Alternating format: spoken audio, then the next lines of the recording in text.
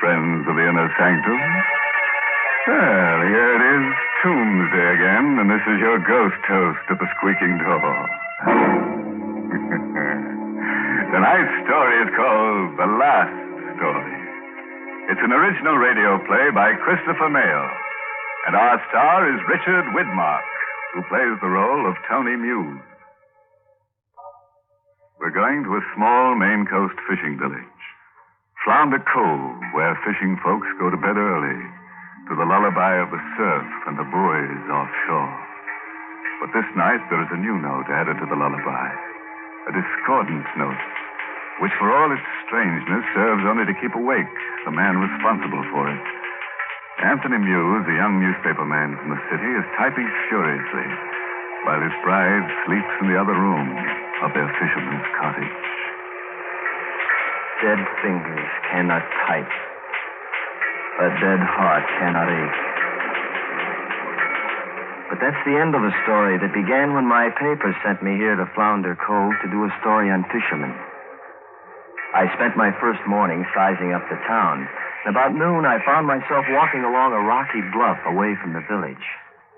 I was approaching a little gray church and a little gray cemetery. And the grass was lush by the large tombstone. Mother, give me some sign. Tell me. Show me that I'm not a murderess. I don't really want to kill anyone. But I feel it. I feel I must. Huh? Sorry, miss. I was passing by and, I couldn't help hearing you. You heard me? Hey, wait a minute. Don't go. I'll leave you alone if you like. Who are you? Tony Muse. I didn't mean to eavesdrop. All right. What you heard me say, you would have heard from the others. You stayed here a while. This grave here, Mary Sherman. You were, talking to someone. I'm Rita Sherman. She was my mother. She died when I was born. You heard me talking to her. Well, I heard some nonsense about you not wanting to murder someone. You're not a murderess, are you? I've been a murderer since the day I was born. Murder is in my heart, as it was in my mother's, as it was in her mother's. Why do you keep your head turned away, Rita? Look at me for a moment. No, I can't. Yes. I'll let you see. Look. Look at my eyes. Look in the sunlight. What? They're yellow. Yes. Yes, yellow eyes. Murderer's eyes. Her eyes were yellow. The most beautiful eyes I've ever seen. I saw sunlight and gold and buttercups dancing through tears. But I saw no murder there. Only a horrible hurt, a tortured soul. And I felt pity. And the desire to know more about Rita Sherman. Yep. Killing runs in her blood.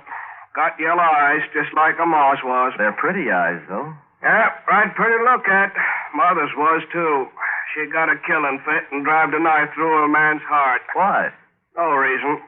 She come near hanging for it. Well, didn't she? No. Governor changed it to life. She was going to have a baby. Who, Rita? Yeah, Rita. Mary Sherman died born in Rita, prison hospital. Uncle Zeb's good Christian. He took baby and raised it. Well, why does she stay here? She can't bring herself to break away from a Ma's grave on a bluff. Talks to a ghost. Everyone I spoke to agreed that Rita Sherman would kill someone someday. I should have taken the afternoon train. My story was finished. But I didn't. I should have forgotten Rita Sherman and her unhappiness. But I couldn't. when I saw her standing on a high point above the hungry rocks on the bluff that afternoon, when I watched her step to the very brink of that bluff, I should have turned my head away, but I couldn't. Rita, you little fool! Don't, Rita! Don't! Stop struggling, Rita! You come back. You come back or you take me with you. Why don't you let me? I can't go on this way. I can't. Why did you do that? You had no right to slap. I do have the right. I love you. Oh, dear heaven. No. Is that so horrible, Rita? Didn't you see in my eyes? I saw superstitious nonsense, Rita. You've been told that you're a born murderer since you were a child. You're being driven toward it. I can help you, Rita. Please let me. You can help me least of all. Why do you say that? Because of what Uncle Zeb told me last night. What did he say? That you are probably the man I was meant to kill. I kissed her.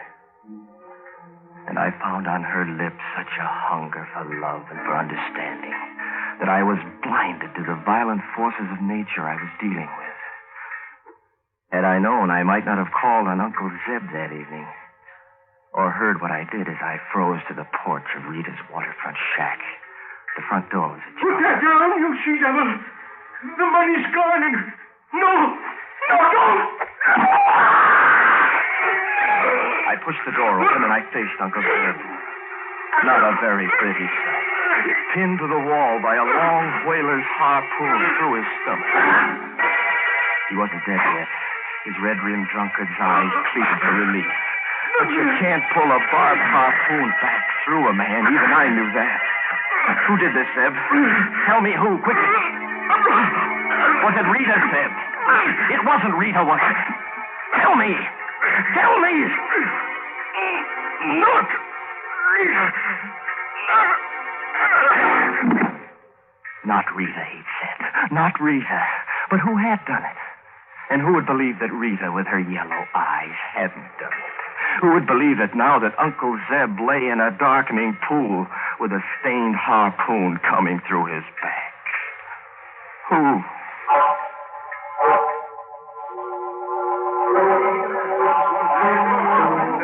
Oh, here comes the sheriff now. Hey, sheriff, did you catch her? Let me through here. Yeah. Come on, folks, let me through. Did you catch her, sheriff? Sure I did. Well, I know that Sherman gal would kill somebody someday. I know it. Listen to me, Sheriff. Rita Sherman didn't kill anyone. Quiet! You got it all wrong. Emma Hathaway done it. What? What, Rita Sherman? Say that again. Rita Sherman didn't kill Uncle Zeb. Emma Hathaway killed him. Sherman gal couldn't have done it. She took the 5 o'clock express.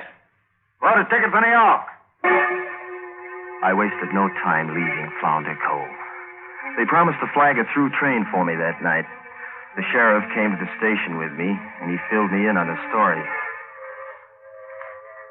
Who would have guessed Mamie Hathaway and Zeb was behind all those stories about Rita? But why, Sheriff?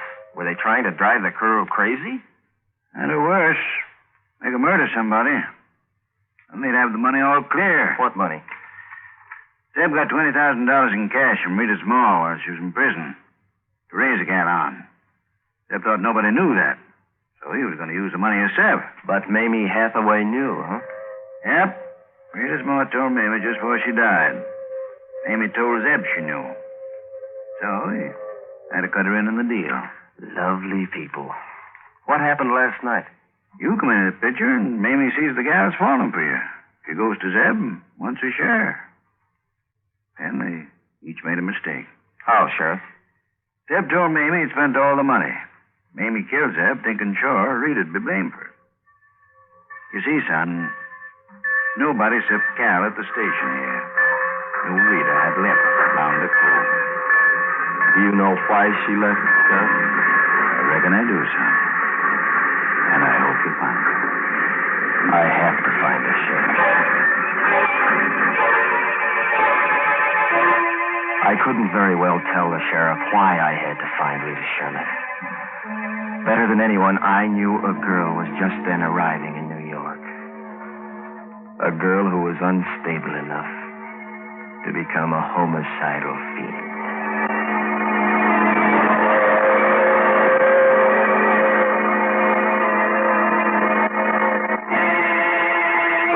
I was standing on the subway platform at 14 when I spotted Rita. She was standing at the front end of the platform with a small group. Things happened fast then, but I remember just as I started toward her, I noticed the man who wavered close to her at the edge of the platform. I saw her hands raised slowly toward the man's back, and then I heard the train coming.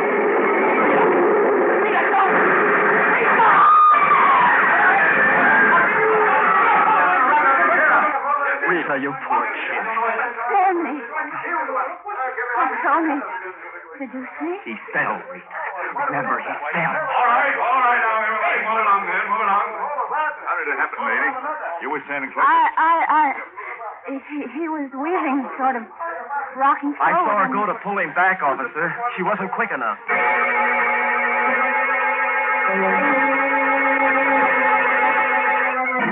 Rita.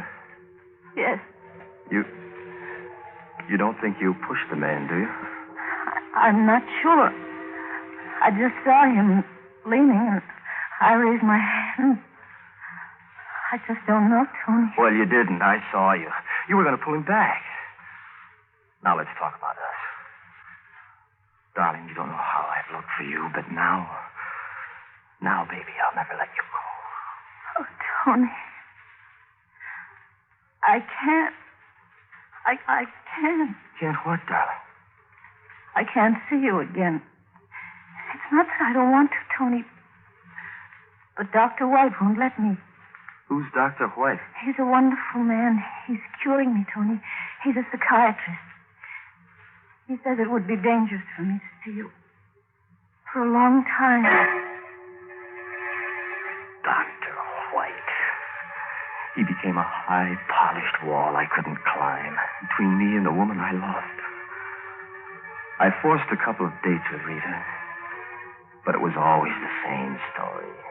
Dr. White says you were part of my past that must be forgotten. Dr. White says I'll have to forget you if he's the cure. Dr. White says, White.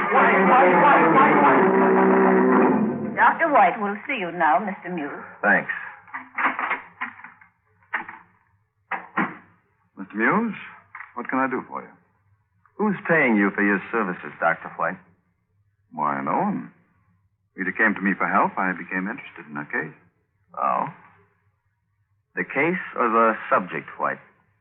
Frankly, both. I see. Well, that puts the cards on the table. She comes to you as a patient wanting to be cured for my sake. You fall in love with her and influence her to stay away from me. Yeah. Only part of that is true. She shouldn't see you yet. A very neat way to eliminate competition, Doctor. Very neat. But I'm moving in. I suffered the tearing pangs of jealous hate in the days that followed. Rita refused to see me until White had released her as cured. But there was one way to beat White. And I planned accordingly. I parked my car across from his house on Long Island. It was a deserted section along the shore. Shortly after midnight, a cab came along, and I ducked.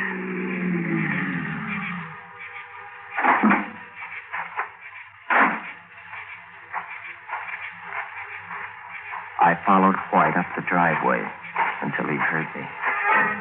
Who is it? Tony Muse, Doc. Muse?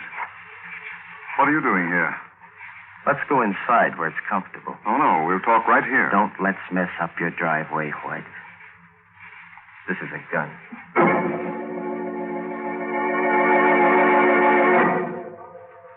All right, Muse. What is it? You've persisted in keeping Rita under your influence, Doctor. Now you're going to let her go. Not a chance, Muse. And how can you make me do it? By killing me? No, not by killing you. But a letter from you will do. Rubbish. You'll either write what I tell you to write, or you'll never psych again. All right. All right.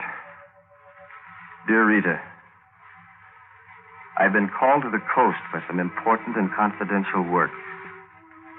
Before going, I've reviewed several of my cases. I feel that you have sufficiently advanced to be considered quite normal.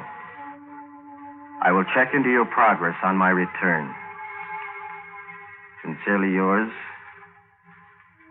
then sign it. Frankly, Muse, this is childish. What's to prevent me from showing Rita this letter as a forgery? I've thought of that, too, Doctor. No, Muse. Why be rash?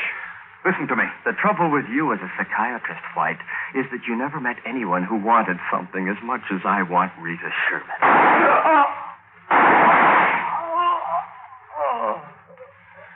And I mean to have her, Doctor.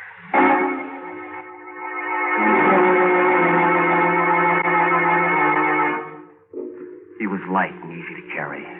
I crammed the trunk compartment of the car shut on him, and I locked it. In town, I mailed a letter to Rita, and I waited centuries for the night to pass, and then more centuries for my phone to ring the next day.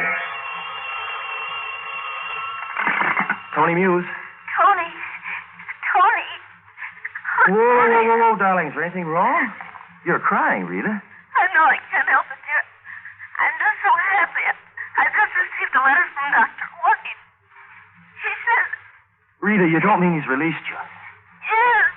I'm well and normal. And when can I see you, Tony? Baby, pack your toothbrush. I'll pick you up in the car in 1 hour. We're heading for Lake Arrowhead, darling. This is your wedding day.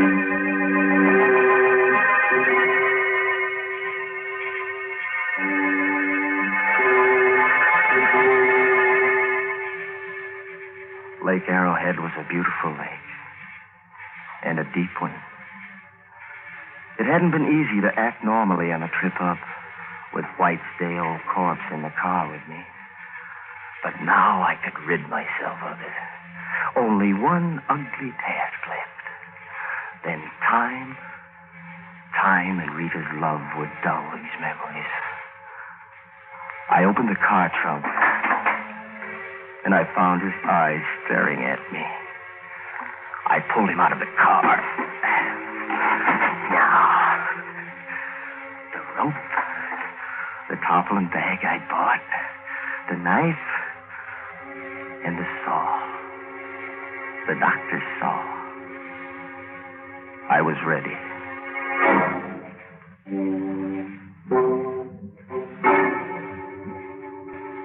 It took me a half hour in all. No one would have guessed then who was packed in the weighted tarpaulin package I dropped into the lake. It was finished. I was free. And I went back to Rita.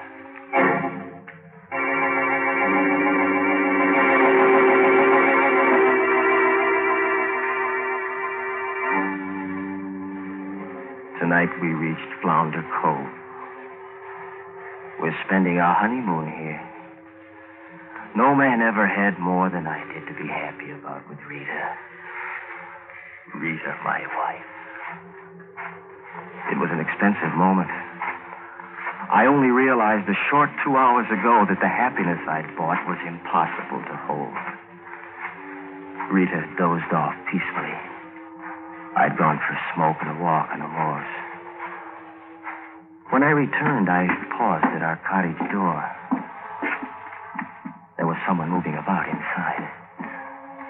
I waited. Then I opened the door softly. Rita was easy to see in her white nightgown. She was walking softly toward the bedroom. She was walking in her sleep. I followed softly, my heart beating wildly. She paused for a moment by the bed, looking down at my empty place. And then she spoke in a voice that couldn't have been hers. Yes, Mother. I know I must. Yes, Mother. My world was still, hushed, balanced, ready to fall on me. Rita's arm raised slowly, and there was a single glint of mental as she brought her arm down, and she leaped on the bed like a wild animal.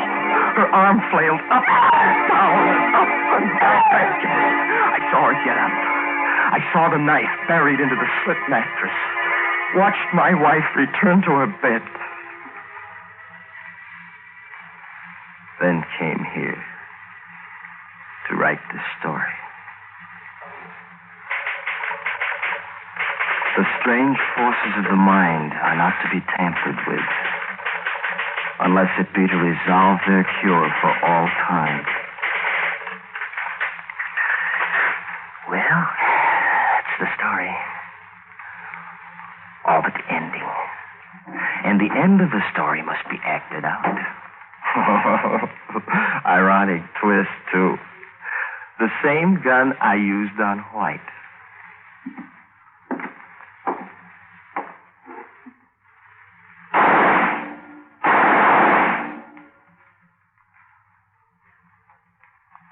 Rita will never wait to find that she is a murderess.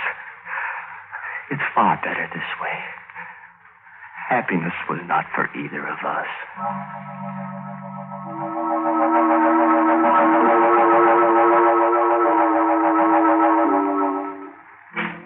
To whom it may concern, I, Anthony Muse, do confess to the murder of Dr. Donald White of New York City.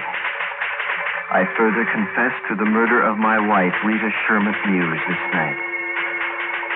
This, my last story, I bequeath to all editors whose past patience has been tried by my artificial, unconvincing, and contrived efforts in fiction writing.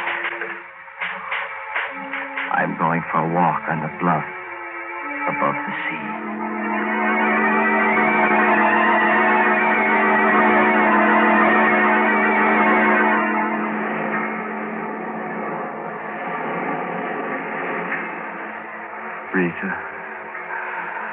Rita, didn't you know?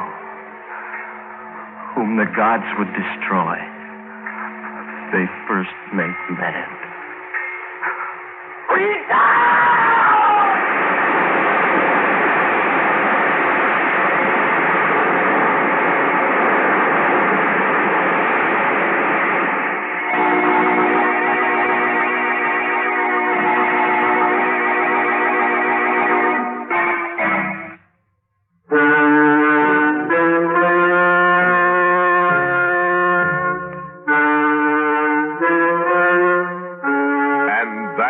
Mystery Theater. Every week, we'll reach into the dusty file, brush it off, and present a still, up-to-date replica of a whodunit of yesterday.